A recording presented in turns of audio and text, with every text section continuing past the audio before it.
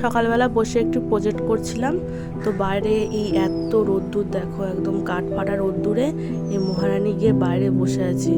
এত ডাকছি ঘরে আসবে না। এই যা গরম পড়ে গেছে এখন থেকে মানুষ বাইরে বেরাতেই পারছে না, এ নাকি বাইরে বেরিয়ে রোদ্দুরে বসে আছে এই কাঠ ফাটা রোদ্দুরে। আর এদিকে দেখো মা লঙ্কার আচার করে রেখেছিল, আর এমন আমি ভিডিও করতে গেছি উল্টে দিয়েছি, তেলটাই নিচে পড়ে গেছে।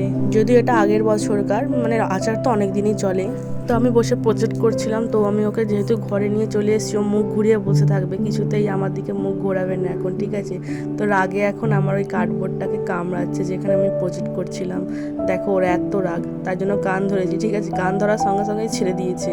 যেহেতু ওর কান ধরেছিলাম তাই জন্য খুব রাগ হয়েছে, এখন ওখানে উল্টো দিকে মুখ ঘুরিয়ে বসে আছে। তারপরে একটু গায়ে মাথায় যেই হাত বোলালাম তখন মনে হয় রাগটা কমলো, যাই হোক তাও হয়তো কমেনি।